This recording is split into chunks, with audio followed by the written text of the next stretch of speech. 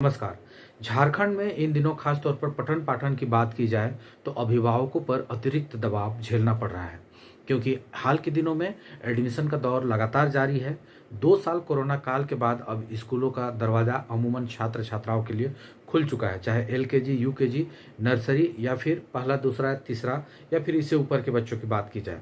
हाल के दिनों में एडमिशन का दौर जारी है, एडमिशन हो रहे हैं और प्राइवेट स्कूलों में खासतौर पर झारखंड के हर एक नामी गिरामी स्कूल से लेकर छोटे स्तर के स्कूल में भी व्यवसाय यानी यूं कहें कि उद्योग का बड़ा पैमाना खुल चुका है, जिस पर लगाम लगाने में अमूमन राज्य सरकार नाकाम साबित हो रही है।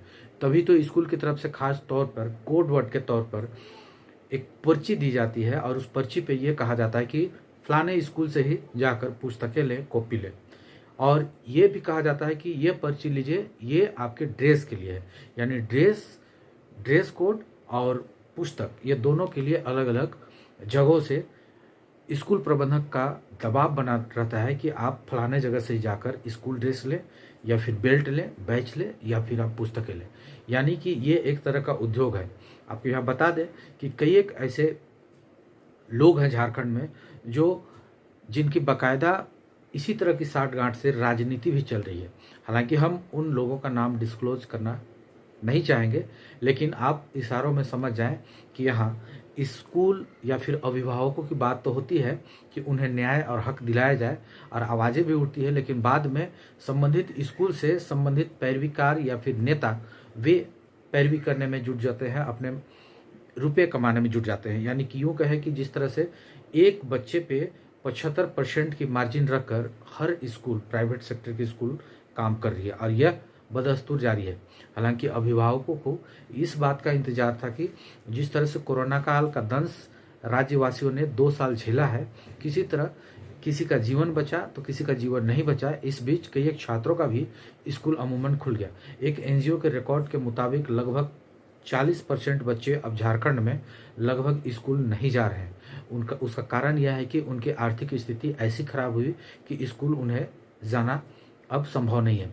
आपको यहाँ बता दें कि जिनका एक या फिर जिनका 2 बच्चे हैं, उन्हें एडमिशन या फिर अन्य चीज़ों में काफ़ी परेशानियों का सामना करना पड़ रहा है, क्योंकि एक बच्चे का एडमिशन किसी न किसी तरह से अभिभावक करा रहे हैं तो वहीं दूसरे बच्चा का एडमिशन करवाने में वे अक्षम साबित हो रहे हैं। और इसका ताज़ा उदाहरण हम बता रहे हैं। बोकारो के एक अभिभावक का कहना है कि उनके बेटे को किसी तरह राजधानी में पढ़ाया जाता था, लेकिन अब वे राजधानी रांची में अपने बेटे को पढ़ाने में अक्षम है, क्योंकि उनकी 2 बेटियां भी हैं। उसे कैसे पढ़ाए? उन्हें प्राइवेट स्कूल से निकाल कर उनका जो खर्च होता था उसे वह सरकारी स्कूल में अब डालने की बात कह रहे हैं अभिभावक। और जो अपने प्राइवेट बच्चे को रांची में रख कर पढ़वाया जाता था, उनका भी अब लगभग पढ़ाई चौपट है।